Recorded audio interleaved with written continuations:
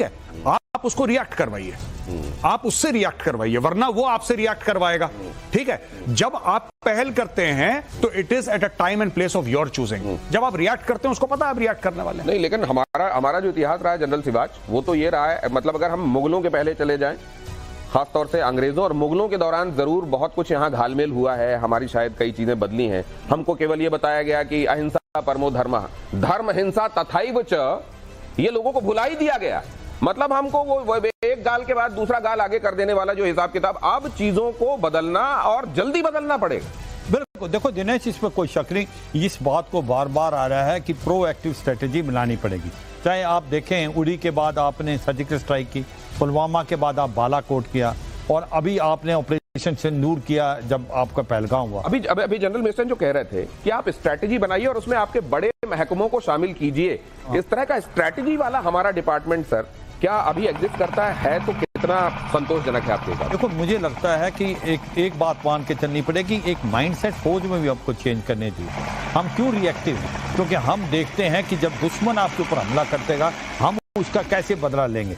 आप जब बात इसकी हो रही है प्रोएक्टिव, क्या है प्रोएक्टिव? ऑपरेशन सिंदूर में अभी पौध लगा है, अभी आपको पता है दोबारा उसके कैंप्स आ गए हैं, आपको पता 28 कैंप उसके पीओके में लश्कर तोबा जैसे मोहम्मद के दोबारा आ गए हैं। उसने ये अभी जो मुदीर का भावलपुर और मुजफ्फराबाद को रिपेयर कर लिया है, उसने उसके आतंकवादी जो काम थे वो स्टार्ट हो गए। तो कौन रोक रहा है आप उसको दोबारा स्ट्राइक ना करो? क्यों वेट करोगे कि कोई हमला वो करेंगे? नहीं, लेकिन अगर मान लीजिए ये हम करते हैं, मान लीजिए अडॉप्ट कर लेते हैं, अब हम प्रीएम्प्ट करना शुरू कर देते हैं, वर्ल्ड इसके लिए, और खासतौर से वो देश जो दूसरों के फटों में, जैसे खासतौर से अमेरिका, ये सब कैसे रिएक्ट करेंगे सर? हमको इसकी परवाह करनी चाहिए कि नहीं? देखो दिनेश, अब कहते हैं ना कि एक आपको डिफेंस और डिप्लोमेसी को एक तरह से साथ लेके चलना पड़ेगा। It's hybrid game, it can not be one on its own self, because आजकल का बड़ा कनेक्टेड वर्ल्ड है और हम भी बहुत डिपेंडेंट हैं। हमारी अपनी इकोनॉमी बहुत ज्यादा है, हमें अपनी इकोनॉमी की ट्रैजेक्टरी को नहीं छोड़ना है। लेकिन जो आपने बात कही थी, लड़ाई कैसे होनी चाहिए, लड़ाई 3 M से होती है, मैन, मशीन और मेथड्स। सो मैन हमेशा डोमिनेट करता है, वो सबसे इंपॉर्टेंट होता है। उसके मैन के अंदर स्किल होनी चाहिए, उसके अंदर वो ताकत होनी चाहिए मशीन को चलाने की, और मशीन जो है वो टेक्नोलॉजी ड्रिवन होनी चाहिए, हाईएस्ट लेवल ऑफ टेक्नोलॉजी होनी चाहिए। आपने देखा बंकर बस्टर बॉम्ब, अगर आज आपके पास अग्नि 5 है जिसके अंदर आप 1000 किलोग्राम का पेलोड ले आ सकते हैं और वो पेनिट्रेटिंग है और 300 फुट नीचे आके मार कर सकता है, तो आपको जाने की जरूरत क्या है? आप क्यों अपने वीरों की हानि करेंगे? सवाल यह है। दूसरा सवाल यह प्रीएम्प्शन का, जो आपने प्रीएम्प्शन की बात की है। प्रीएम्प्शन के लिए आपको कोई ना कोई जियोपॉलिटिकल सिचुएशन क्रिएट करनी पड़ेगी, ये आपका ऑब्लिगेशन है। ये रिस्पांसिबिलिटी है एमईए की, ये रिस्पांसिबिलिटी है कि हमें पता है ये चीजें आ गई, हमारे पर अटैक होगा। Preemption has been the cause of, आपने देखा इजराइल का सबसे बड़ा मोटो रहा है, लेकिन इजराइल ने भी अपने ऊपर जब 7 अक्टूबर हुआ उसके बाद ही उन्होंने, वही कह रहा हूं सर कि क्या अब तो ये जो पॉज हुआ इसका इस्तेमाल करिए। आपके ऊपर अटैक हुआ था, आपको डिवाइड करने की कोशिश की गई थी, उसका इस्तेमाल करते हुए पॉज नहीं करना है। इस समय पूरा सहमत हूं। इजराइल ने पॉज किया नहीं किया, लगातार अगर आपके ओवर्ट ऑपरेशंस नहीं हो रहे तो कोवर्ट होते रहने चाहिए। कोई कैंप आता है उड़ जाना चाहिए। आपके अंदर जब तक वाली शक्ति नहीं होगी। एक चीज और देखिए सर, दुनिया में वो मुल्क जो परवाह कर रहे हैं वो परवाह करते जा रहे हैं, और जो नहीं कर रहे हैं वो नहीं कर रहे हैं, और फिर उनका कोई कुछ कर भी नहीं। मैं जैसे रशिया की बात कर रहा हूं, या मैं इजराइल की फॉर दैट मैटर बात कर रहा हूं। इजराइल अमेरिका के इतने साथ होने के बावजूद उसको जो लगता है वो करता है। हम क्या ज्यादा परवाह करते रहे? ये जरा आप कैप्टन श्याम आपके पास लेकर आ रहा हूं, क्या आपको भी लगता है कि हम कुछ ज्यादा ही लोड लेते रहे अभी तक? दुनिया लोड लेते रहे हैं, लेकिन हमारी जो कूल सभ्यता का जो तरीका है, आप सोचिए ना, प्रधानमंत्री अगले दिन मधुबनी चले जाते हैं, वहां से कुछ कहते हैं, किसी को लगता ही नहीं कि हम इतने तैयार हो रखे हैं। तो ये तैयारी हुई थी कहां से? देखिए, ये जो ऊपर का जो तरीका है ना और अंदर का जो तरीका है, ये अलग है, हर का अपना अपना तरीका है। उस तरीके से हमने लड़ा। 24 अप्रैल से 6 तारीख तक कुछ लगा ही नहीं।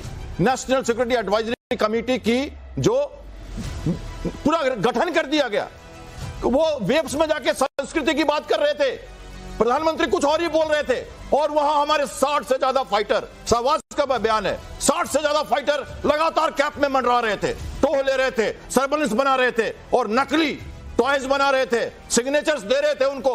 वो तैयारी चल रही थी। कैसे हम रुक रहे हैं? रेस्ट्रेंट की बात मैं जरूर करता हूं, आपसे सहमत हूं, देखिए अगले लड़ाई के लिए हम तैयार हो रहे हैं। सीडीएस ने कहा टेक्नोलॉजी चाहिए, 3 फ्रंट वॉर चाहिए, ये चाहिए, सब बोल रहे हैं लगातार, सब कुछ ओन भी कर रहे हैं, नई चैलेंजेस भी दे रहे हैं। और मैं कहता हूं हमारे जो देशवासी, कारगिल को मैं नमन करता हूं, अपने सैनिकों को 500 से ज्यादा और उसके पहले के सारे सैनिकों को नमन करता हूं। मैं विक्रम बत्रा के भाई से मिला अभी 3-4 दिन पहले इस कॉन्फ्रेंस में, और ऑनरी कैप्टन सूबेदार जो है जोगिंदर सिंह, दोनों से मिला मैं। उनको देख के मैं कहता हूं कि वो 19 साल का लड़का आज के लिए हमारे सेनाओं को मैसेज है, अभी जोशे बहारा देखना है, अभी तुम्हें जोशे बहारा देखना है, तैयार रहो। ऑपरेशन सिंदूर की चिंगारी जल रही है, अभी जोशे बहारा देखना है, आंधियों को मुट्ठी में दबा लो, अभी जश्न चरागा देखना है। अब ये जश्न चरागा जो आप कह रहे हैं सर, ये जब हम अपने वीरों को भी याद करते हैं तो जाहिर है उसमें भी हमारे दिल में ये रहता है, वो दर्द तो रहता है कि हमने उनको खोया, लेकिन साथ में ये भी रहता है कि उन्होंने ये जो किया है इसीलिए किया है कि जश्न चरागा हमारा चलता रहे। ये रिस्ट्रेन कितना रहेगा तो हमारे लिए ये हमारी ताकत बनेगा, और ये रिस्ट्रेन कितना हो जाएगा तो हमारे लिए यही रिस्ट्रेन मुसीबत बनता रहा है या एक लायबिलिटी बनता रहा है। दिनेश, मैं आपको थोड़ा सा ना एक्सप्लेन करना चाहता हूँ।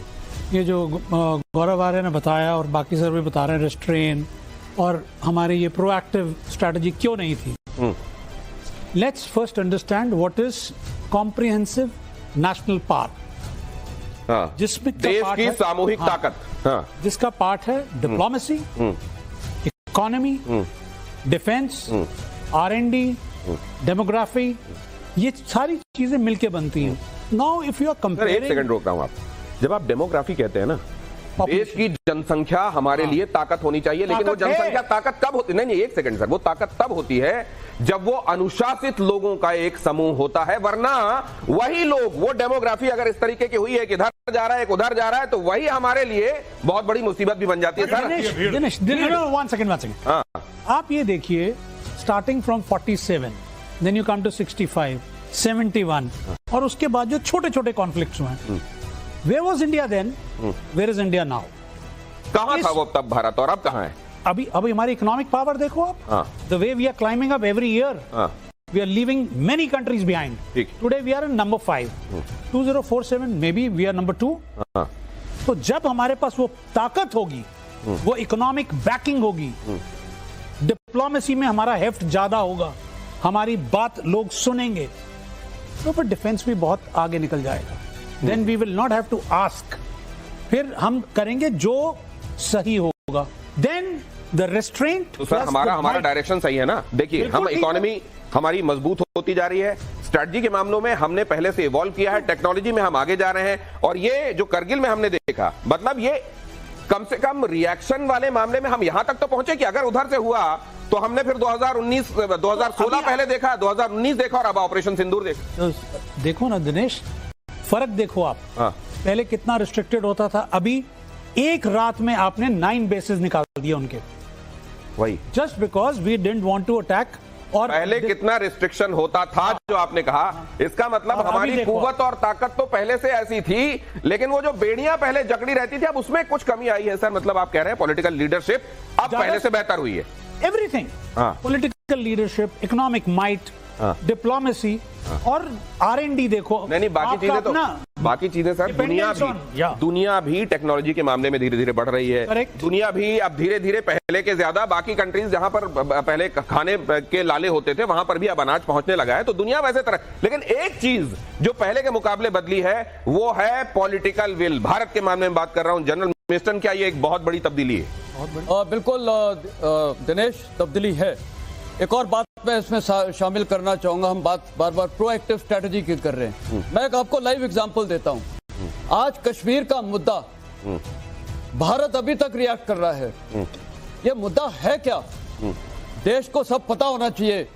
अफगानिस्तान के जो पश्तून है, उन्होंने किताब लिखी है, जाके रिसर्च की है इंडिया ऑफिस ओवल लाइब्रेरी में, फैक्ट्स ऑफ फैक्ट्स, उसमें कश्मीर के बारे में बिल्कुल क्लियर लिखा हुआ है कि Kashmir is an integral part of India. लेकिन क्या ये जब हम उम्मीद कर रहे हैं गौरव आर्य सर, क्या बहुत जल्दी बहुत सारी चीजें बदल जाएं, ये उम्मीद कुछ ज्यादा तो नहीं कर रहे हैं? नहीं दिनेश भाई, ऐसा मैं आपको छोटा सा एग्जांपल देता हूं। 1998 में पाकिस्तान और इंडिया दोनों ने न्यूक्लियर टेस्ट करे, आपको पता है 1998 में। 99 में पाकिस्तान कारगिल के अंदर घुस बैठा और हाइट्स ऑक्यूपाई उसने कर ली, right. One of the aims was to cut off Siachen glacier. ठीक है, चलिए। पाकिस्तान को कोई फर्क नहीं पड़ा कि भारत के पास न्यूक्लियर वेपन्स हैं। पाकिस्तान ने लाइन ऑफ कंट्रोल पार करा और हमारे इलाके में आके बैठ गया। ठीक है, 527 हमारे भाई वीरगति को प्राप्त हुए, हमने पाकिस्तान को लात मार के बाहर निकाला, लेकिन वी लॉस्ट 527 ब्रदर्स। लेकिन हमें हुक्म था कि तुम लाइन ऑफ कंट्रोल पार नहीं करोगे क्योंकि पाकिस्तान के पास न्यूक्लियर वेपन्स है। पाकिस्तान जब मन करता है 26/11 करता है, जब मन करता है पाकिस्तान पार्लियामेंट पे अटैक करता है, अक्षरधाम मंदिर पे